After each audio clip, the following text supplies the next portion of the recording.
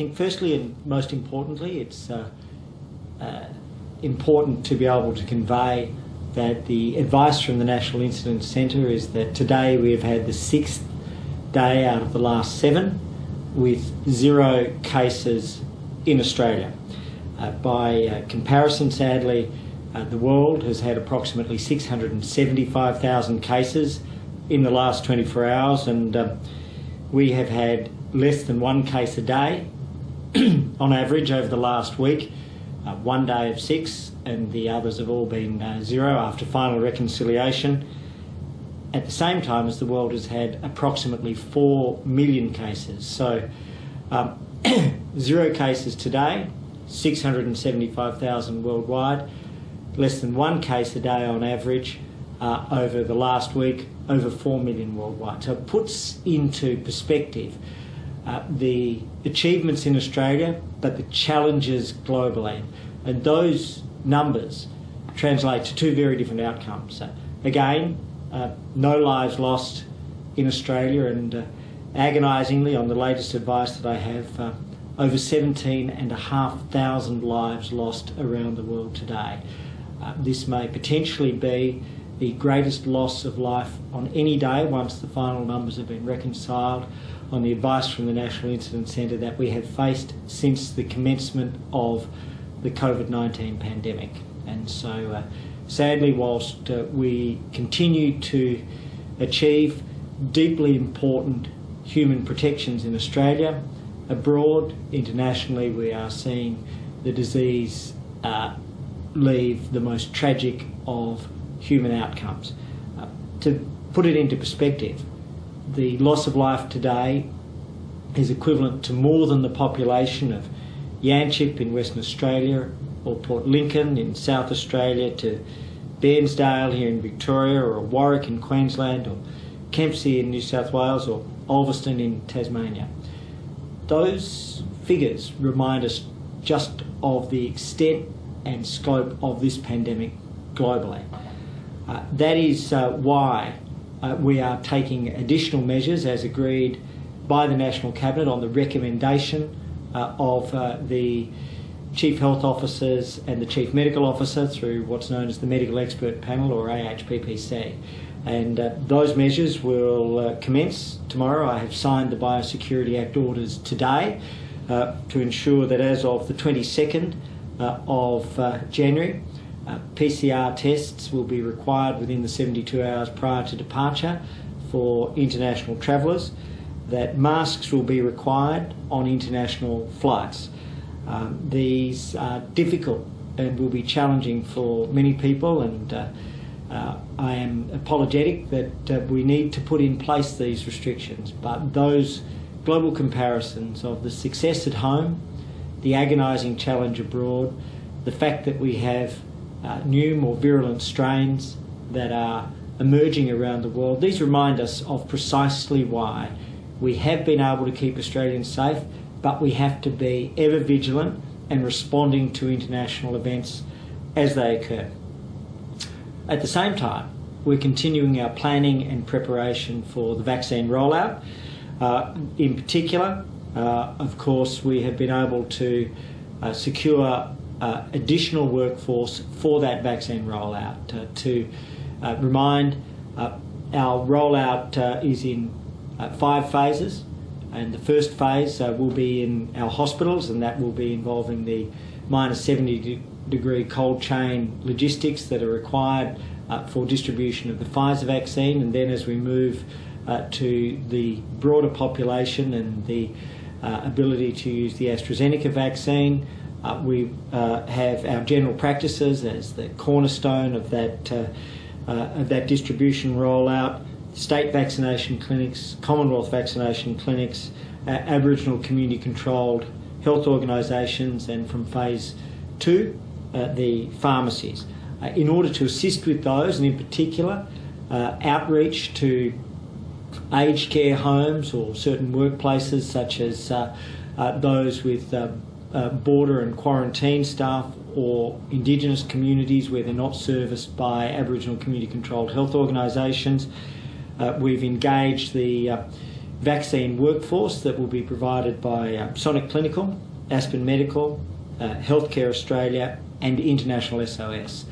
All of that is the next step and the next step. It's part of laying out the program, and these things put Australia in the strongest of positions. We know that the United Kingdom and the United States, for example, are facing challenges, and I particularly want to reach out to our friends in the United States today. This is a very important day for them. It is a new day, and I want to warmly congratulate President Biden and Vice President Harris on their appointment, particularly Vice President Harris, a historic appointment and achievement which will echo through the ages. And it's going to be a continuingly challenging year. But we are seeing the legacy of 2020. But as 2021 progresses, if we maintain what we're doing in Australia, if the world is able to continue with containment and vaccination, and as we continue our preparations for and commencement of the vaccination program, it will open up more opportunities, greater freedoms and greater capacity for Australians to do the things that they love. But all up, when we look at the things that we've seen today with the numbers in Australia, 0 cases versus 675,000, less than 1 case a day over the last week versus 4 million cases approximately around the world. We're reminded of the fortune for which Australians have worked and which they've helped deliver, and I want to thank them for that. I'd be happy to take any questions, firstly from the room. So in terms of the additional vaccine workforce, how many people will that be? We're expecting that there will be well over 500 additional workforce. If they require more than 1,000, then that will be required. So it's uncapped in terms of the numbers, but it's a minimum that we expect will be at least an initial 500. But this is on top of, and it's a fair and important question, hospital staff, our cornerstone general practices, state vaccination clinics, the work of, in particular, the Commonwealth vaccination clinics and Indigenous or Aboriginal community controlled health organisations and our pharmacists. So all of those groups are already in place. This is to provide the additional support either within any of those or in particular with the outreach to Indigenous communities, aged care centres and workplaces such as supporting border control and quarantine staff. And how much is that additional workforce expected to cost? When will the training start? So the training's expected to start within the next fortnight, if not earlier. The final costs will be released by the Department of Health in line with what they normally do with regards to overall contracting. So there's a process for that release. Sure, and Pfizer recently announced it would be boosting the number of vaccines that it produces this year. So has Australia managed to secure any additional doses? Sure, so we continue to engage with our vaccination program. At the moment we have approximately 140 million doses, one of the highest rates of dosing per population in the world. We take the advice of the medical expert panel, and we respectfully never preempt any additional purchases given the highly competitive and commercial global nature of it. So we'll keep under review. We're engaging with our medical experts, and they're the ones that will advise, and if they believe that more is required, more will be provided. But to think of a population of 50 million, knowing that of course there are significant numbers of 25 million with 50 million doses required to meet the entire population, but knowing that at this stage children have not been recommended, we've got enough to provide the whole population 3 times over. All right, I'll take... sorry, Sky. New South Wales Premier has raised the idea of a city travel bubble. What are your thoughts on this? Look, we've always been very supportive of the idea of expanding the existing travel bubble with New Zealand. This is based very much on the health advice, and so we keep countries under review, and as has been set out, we identify them as minimal risk or green, which is New Zealand. Other countries are being considered. They're currently in the amber or moderate risk level, and some are at the red or high risk level. Our goal is if the Pacific countries are able to be shown to be at the lowest risk level, and they are doing extraordinarily well, and that we're able to put in the appropriate protections, then we could well expand that bubble. But that's evidence-based, based on very hard medical data and the overview of the Commonwealth Chief Medical Officer on the advice of the medical expert panel. So, Claire. Thanks, Minister. I have a question about the rollout of the vaccination. The government's starting hopefully at around 80,000 a week, with the plan to get up to 4 million people by the end of March.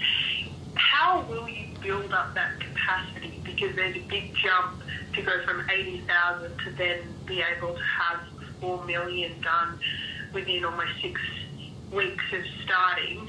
And secondly, how will people be told that they are in that first wave, the first priority of getting a vaccine? Will it be through their workplace? Will they be called out publicly? How will they know that they're in that priority group? Sure. So the first phase, or phase 1A, is for the Pfizer hubs. So that will be based out of hospitals, and that's dependent on the likely supply that we have. We don't have confirmation yet of exact numbers or exact dates, but we have no change in our guidance to the country in terms of the second half of February for commencement. But we'll confirm those details finally once the TGA has approved the vaccine, if it does approve, but the signs remain very positive on that front. But the TGA will make an independent determination, and then an announcement will be made. Then the shipping orders will be confirmed. We've already put them in, of course, but they'll be confirmed by Pfizer.